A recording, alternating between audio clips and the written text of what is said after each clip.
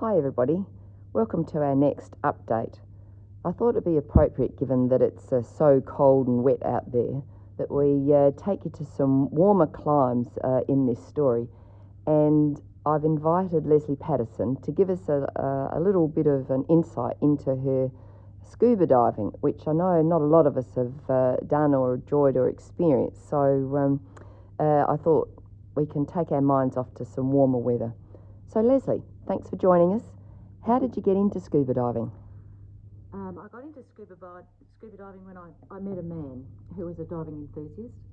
I remember we were on holidays in Timor many years ago, and he'd organised to do a dive with the local dive guide there. And the fellow that ran the dive operation, the dive instructor, had offered me an introductory dive. So, for those of you who don't know, an introductory dive is a completely guided dive, and usually for people who have no dive experience at all. So we got me geared up and in the water up to about chest deep, and the idea is that you have to be comfortable with breathing through the regulator, and that the mask fits you correctly.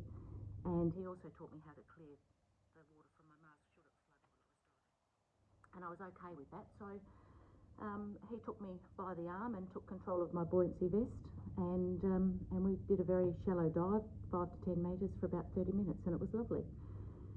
So leading on from that, when we got back to Adelaide, I enrolled in a dive course at Diver Services, and I achieved my open water certification in 1995, that's a while ago now, and then went on to do my advanced certification in 2000. And I've been diving ever since, and that fellow, I actually married him. He's a fabulous fellow, and he's been my diving buddy ever since. I'm going to deviate slightly, Lesley. I have scuba dived donkeys years ago, and how did you cope with that regulator? It's such a big instrument in your mouth, isn't it? And then trying not to panic while you're breathing underwater. It is, and it does take a little bit getting used to. When you initially put it in your mouth, your first response is to clamp down as hard as you can on the soft rubber bit in your mouth. But once you get used to it, and it was very nerve-wracking at first, and when you get under the water, that's all you can hear is the sound of yourself breathing, so it's a little bit unusual. But once you get used to it, you learn to relax around it a bit, and it's second nature now. Yeah, I can imagine. So where are all the places that you've dived? I've done diving not all over the world, mainly in the Indo-Pacific region. I've done a lot of diving in South Australia, and more recently than previous years. I'm not very fond of cold water, but not being able to travel, so we've spent a lot of time diving at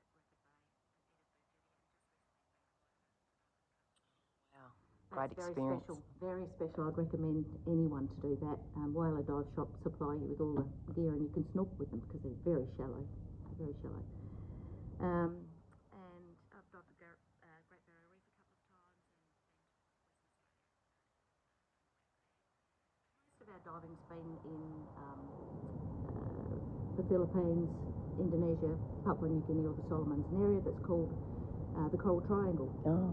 And it's an area that's renowned for having the greatest marine biodiversity in the world. So just to bore you with some statistics, it's got 76% of all coral species known, 36% of all fish species known, 50% of all clams and razors, so that's the type of shell, 6 of the 7 known turtles, and it's also collectively has the biggest area of mangrove forest in the world. Sundarbans is the biggest single forest in the world, but collectively this is the biggest area. So just because of the diversity of the area, as a diver, your experiences and encounters can be and are spectacular. Yeah. It's a fabulous area to dive. And awe-inspiring, I would imagine. Yes, it is. Yeah. Yeah. Very much so. And have you been on any night dives? I have done quite a bit of night diving. You learn to do that when you do your advanced course with navigation and stuff, but it's very different to day diving. You're usually getting in the water as the sun's setting, and it gets dark very quickly. And when you first start doing it, you sort of get this moment where you can hear that music. And you're sort of wondering what's over your shoulder. It is a bit spooky. And remembering too that when you're down there, all you can see is what's illuminated by your torch, or if there's another light source near you. That's all you can see.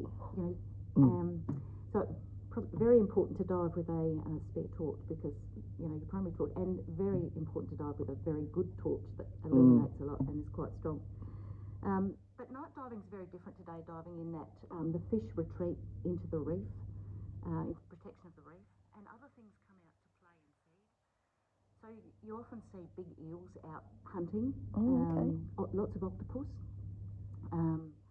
crabs and shrimps, lobsters starting to move around, nudibranchs, which are an invertebrate like a sea slug, and a lot of shells as well. The shells come out from the reef or out of the sand and come out to feed. Yeah. So I remember on a dive in the Solomons, we were on a night dive and we were diving with this group, obviously, and one of the divers lost their torch on the night dive, and we were a bit of a wonder to know how that happened, and I don't think she knew how it happened either, but somebody else lent her a torch. So it was quite fun. We had a few laughs about that, because really we decided that losing a torch on a night dive was a bit like losing a boot on a bushwalk.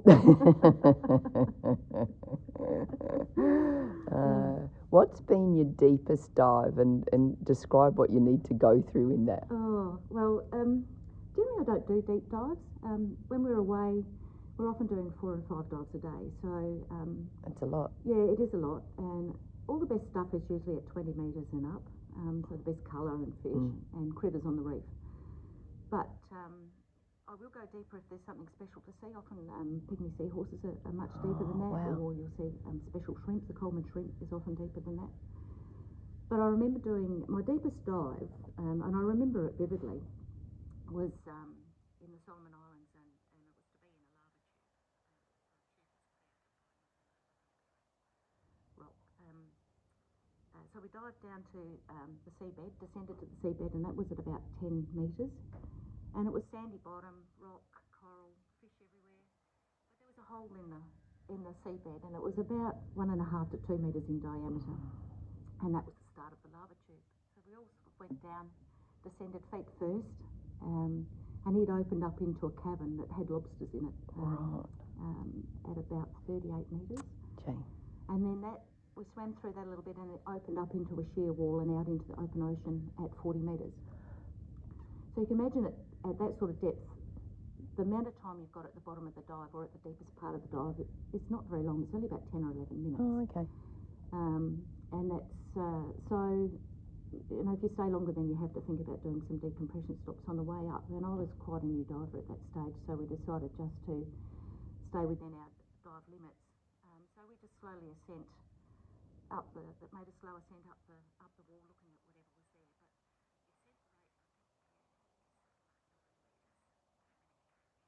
But the ascent rate, I think, don't go any faster than that. Or general rule of thumb is no faster than your bubbles. If you're the bubbles you're breathing out, if you're going up faster than that, then you need to slow down. Yeah, right. But it was weird coming out onto the side of the wall, because from where we were, it was 40 metres to the top, and you couldn't see the bottom because it was just deep blue ocean. It was really lovely. Yeah. So then we once we got back up to the seabed at 10 metres, we just spent the rest of the dive there. But you always do a safety stop when you're doing multiple dives and you've done a deep dive. Certainly, you always do a safety stop so that you can breathe off some of the oxygen, off the nitrogen. Sorry, and that's generally at least 3 minutes at 5 metres.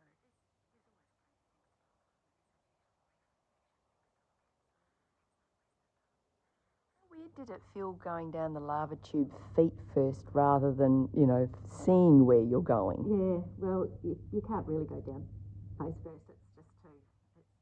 You've got to go down feet first, and knowing that I was one of the last ones to go down. So knowing that everyone else had gone down and managed it, it gave me some confidence in knowing that I was going to get to the bottom eventually. But you're sort of looking at your gauges, and you're just getting deeper and deeper and deeper, and you think, I knew it was down to 38 metres, but it still takes a little while to get down there. Yeah. Have you done any diving on wrecks? I have dived on quite a few wrecks. most of them are a consequence of action through World War II because of the area that we've dived in. Some have been hit a rock or reef, but not very many, and usually quite shallow, 25 metres or up. Some largely intact, so I've dived on aeroplanes that were almost completely intact with just a wing missing, and ships as well. Sometimes the debris strewn over a wide area, but they make fabulous habitat. They're like an artificial reef. Yeah. So once they've been down there for a while, they've got lots of coral growing off them, a lot of fish, a lot of critters on them, and they're really interesting dives. Yeah. Really, really interesting dives. I did a couple of, a few dives about 2 years ago in the Philippines and it's an area that's well known for Japanese wrecks through World War II. There was a whole flotilla of ships sunk there by Americans, and those wrecks are much deeper. So the top deck is at about 28 metres, and then they go down about 50 metres. But unfortunately, when we were there, the visibility wasn't that good, so you couldn't actually get a real idea of the size and the scope of their ships because they're largely intact. They've got big holes in the hulls or where the torpedoes have gone through, but because the bay is relatively protected and shallow, they didn't break up when they sunk. Unfortunately the visibility, and I probably had my scariest dive there too, but that's another story for another day. Okay. Is it spooky coming across wrecks, when you first see them? Because I'd imagine they'd sort of loom out of the darkness. They do, unless the visibility is really, really clear. The ones in the Philippines, they were out in the middle of the bay, so you just go down a safety line, follow the line down, and it was attached to the top of the deck, and you get quite close to it, and then all of a sudden this huge ship would appear, and they were destroyers and big supply ships, and the decks and all the structures are still intact, and some of them still have got the guns on them and everything. And it does make you think about, regardless of what side they fought on, the people that went down with them, the people that died on those ships. It's a bit a moment to reflect. What about some other memorable moments, funny or otherwise? I've had lots of memorable moments. I think every dive I do, because diving for me is about the treasure hunt, and it may sound a little bit weird, but while I appreciate the coral and the reef and the fish and the bigger life on it, the thing that I love about scuba diving is the treasure hunt, and it's finding the little stuff that lives within, the little seahorses and unusual crabs and the little nudibranchs and things. That's what I really love. But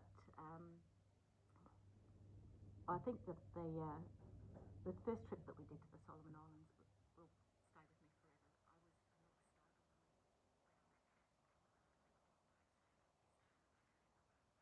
I was a novice diver to different locations. I think I had 7 dives in my logbook at that stage. But it was a fabulous trip. We dived with a really great group of people, a lot of them very experienced divers who had a watchful eye on me for quite a few days in the start of the trip.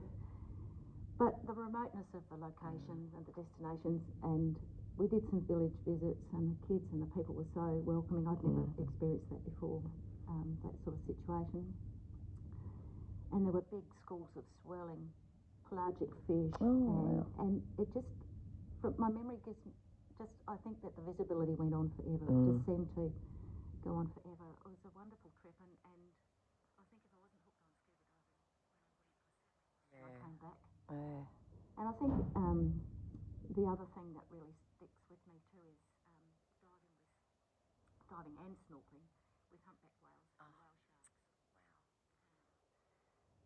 That's pretty special. I remember when we were in Fiji some years ago. In the area we were diving, there was a female humpback whale in her calf, and the whole time you were diving, all you could hear was the whales. And that will stay with me. Very special. For a long, long time too. Oh, yeah. There's something about whales and dolphins, isn't there? We all love them. Yeah, we do. Can't help ourselves. Have you got any favourite spot or spots that you like either keep going back to or? Yeah, we have. I mean, anywhere where the water's 29 degrees is my favourite spot because I don't really like cold water diving much at all. But while it was 13 degrees, so it was freezing. 29 degrees is my temperature. But we do keep going back to a place in Sulawesi, on the southeast corner of Sulawesi, called Wakatobi. And they have a beautiful resort there and a liveaboard boat as well. And we've done both. It's a marine reserve, so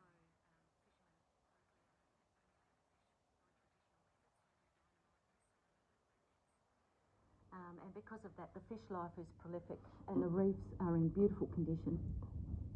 So the liveaboard boat takes you out to some open water reefs, which are spectacular, but also to do diving in an area where we do what we call muck diving, which is muck diving is just what it says. Really, it's diving on sand or it's diving underneath jetties where stuff has fallen off the jetty or been thrown off, tyres, boots, cans, bottles, bags of concrete, all sorts of stuff. And you get some really weird creatures amongst all that stuff. Okay. Really well disguised. Scorpion fish, things that are nasty. If you happen to put your hand on them and step on them, it can be quite nasty. Injured, skin, yeah. But and got octopus, all sorts of really so big treasure hunt again. My cup of tea. So that's my favourite warm water place to go to. We have been to the Solomons quite a few times, but that's very different to Wakatobi. But my favourite place in South Australia, I think, would be Edithburgh Jetty. It's a very easy dive. It's only 6 metres at the end. But there is so much to find underneath it. Again, it's a bit like a muck dive. There's push bikes and shopping trolleys and bottles and all sorts of stuff fallen off or been thrown off the jetty.